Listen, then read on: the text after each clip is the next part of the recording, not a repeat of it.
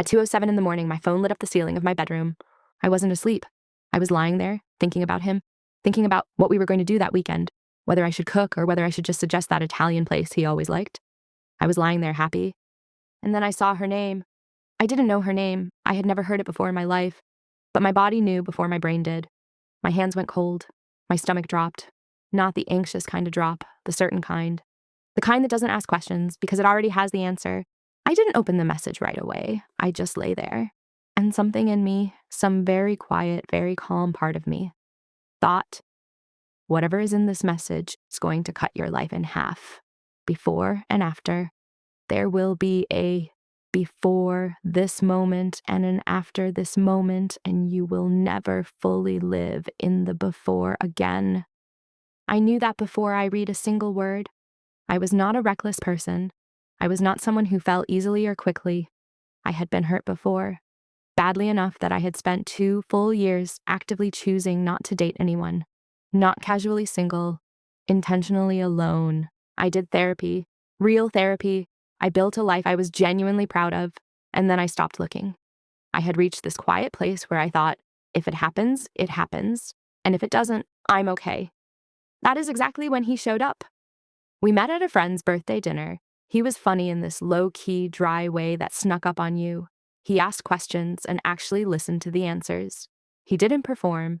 He didn't try to impress me. He just talked to me like I was a person he was genuinely interested in knowing. He texted me the next morning, not at midnight, at 8:14 a.m., a thoughtful follow-up on a book I'd mentioned at dinner. And I remember looking at my phone and thinking, oh, okay, this one is different. He remembered everything, the small things. I mentioned once, completely in passing, that I hadn't eaten a proper meal in 2 days because of a work deadline.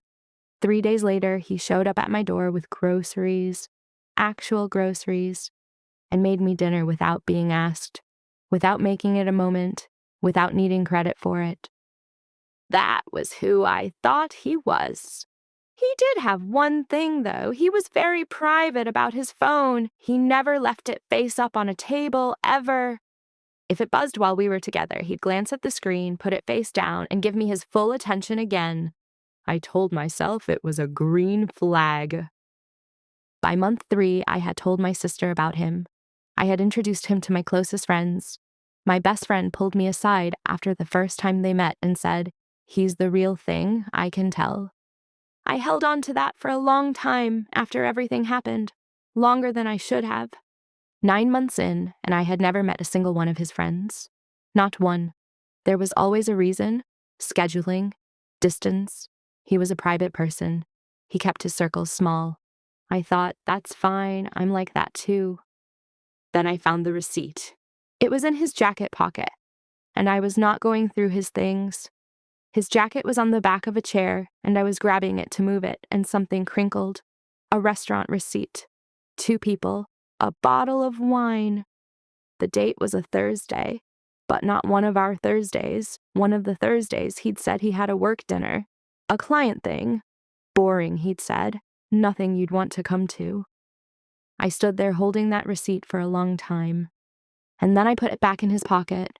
I constructed a story where it was exactly what he said it was. I built that story carefully, and I moved into it, and I lived there.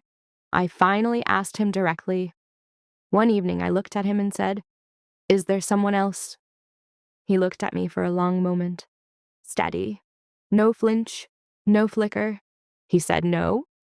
He reached over and put his hand on mine and said, "You're it for me. I need you to know that." And I believed him. But I don't know if I believed him because I trusted him, or because I needed to, because the alternative, the thing living on the other side of what if he's lying, was a door I was not ready to open. There is a difference between trusting someone and choosing to trust someone. I chose. And then, on a Tuesday night in February, at 2:07 in the morning, his wife sent me a photo. I pick up my phone. Unknown number. I open it thinking, wrong number. The first thing I see is a photo. My brain does not process it immediately. There are 3 full seconds where what I'm looking at is just colors and shapes. A Christmas tree, red and green. People. the warm light of a living room at night, and then it resolves. Him. Standing in a living room I have never seen, in front of a Christmas tree. There is a woman beside him, with her head on his shoulder, laughing the way you only laugh when you are completely comfortable, completely safe, completely home. There are 2 children. Little. One of them is wearing a sweater that says Santa's favorite and is holding up a wrapped present with both hands. He has his arm around his wife. He is smiling the smile I thought belonged to me. My chest doesn't break. It just empties. The message beneath the photo says, "I think you deserve to know who you've been with." 8 words. No anger, no cruelty, just 8 words from a woman who had probably agonized over whether to send it, typed and deleted it a dozen times, and finally decided I deserved to know. She did not owe me that. I don't call him. I type his name into a search bar.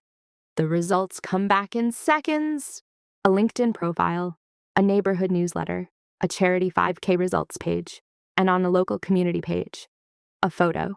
Him, her, 2 children, smiling at a block party.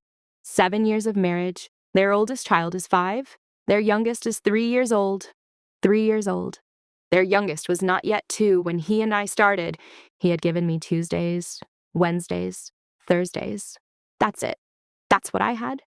For 9 months, the weekends, every single weekend without exception, belonged to his family. Every camping trip, every silent Saturday, every Sunday where the text came slower, he was with them, tucking children into bed, sitting across a dinner table from his wife. I was in the calendar, right there between the gym and the grocery run. Tuesday, her. Wednesday, her. Thursday, her. Friday through Sunday, family. I had been managed, I had been slotted, and I never once saw the slot. I called him at 4:17 a.m. No answer. I called again and again. The 7th time he picked up. His first words, before sorry, before my name, before anything, were, "Who told you?" Not, "What have I done?" Not, "Are you okay?" Not even, "I can explain." "Who told you?" Like I was an informant who had compromised an operation. Like the problem he needed to address was the existence of a leak. Not 9 months of deliberate lying. Not a wife. Not 2 children. Not me, sitting in the dark, having pulled apart every memory we ever made together. The leak. And here's the part I need you to sit with. A friend of mine found out what happened in the days after, and she told me something. She had known, not everything. Not the wife, not the children. But she had heard his name somewhere, connected to some information that didn't fit the story I had been telling her over dinner for months. She had registered it. She had turned it over in her mind and thought about whether to say something and decided not to protect him, not to protect me. She said nothing because she didn't want it to be her problem, because it was complicated and uncomfortable, and it was easier to say nothing and let whatever was going to happen, happen. She sat across from me at dinner. She watched me talk about him, light up about him, and she said nothing. The people who love you most will sometimes choose their own comfort over your truth. That one still stings in a way the rest of it doesn't. Because he was always going to become a stranger when it was over. But she was supposed to be safe. She was supposed to be the person who told me things. And she chose not to. I want to tell you what I had to sit with after. The lie he told me was the one I was willing to hear. Every time the wrongness surfaced, the phone face down, the receipt, the 9 months of never meeting a single person from his life, I had a reason ready. A reframe. A way of taking the evidence and converting it into something that didn't require me to act on it. Why was I so ready to look away? I was more afraid of being alone than I was of being deceived. Somewhere underneath all the therapy and the healthy independence I had built was a version of me who would accept a partial, half-present love over no love at all, who would take 3 days a week and be grateful. That is not self-blame. Self-blame would be, "This is your fault, you should have known." This is self-knowledge. Here is the place in you that was available to be deceived, and here is why, and now you know it exists and you can do something about it. There is a profound difference between the two. One keeps you stuck in shame, the other eventually sets you free. He is the only one who chose. Every single morning he woke up and made a choice. Every text he sent me from a house I didn't know existed was a choice. Every apology, every "you're it for me" spoken directly into my eyes. Choice, choice, choice. He was not a man who made one terrible mistake. He was a man who built a system, who scheduled it, who looked at two women who loved him and decided, repeatedly, that his own comfort was worth more than either of our realities. The villain in this story is not me. The villain is not his wife. It is the man who decided every single day that we were both worth lying to. There is one thing I still haven't told anyone. The night I found out, after the calls, after the spiral through photos and timelines, somewhere around 6 in the morning, I got in my car. I wasn't thinking clearly, I just started driving, and I ended up parked outside the restaurant where we had our first date. It wasn't open. The chairs were still up on the tables. The lights inside were off. I sat in my car across the street and I looked at the dark front window for 20 minutes. I think what I was doing was saying goodbye. Not to him. He was already gone. What I lost was not him. It was the version of him I had constructed from the pieces he allowed me to see. But the version of me who had walked into that restaurant on a first date, still tender, still careful, still willing to believe that something real was possible. She deserved a goodbye. She had done nothing wrong. She had been brave and hopeful and genuinely open in the way that takes courage after you've been hurt. She deserved to be seen before she became someone else. So I sat outside that restaurant in the early morning and I said goodbye to her. And then I drove home. Being deceived by someone you loved does not make you foolish. It does not make you weak or careless or someone who should have known better. It makes you someone who loved someone fully and genuinely and without reservation. It makes you human. If any part of this felt familiar, drop one word in the comments. Just one word. The word that describes what that felt like. I will read every single one. Subscribe for a new story every single day. I'll see you in the next one.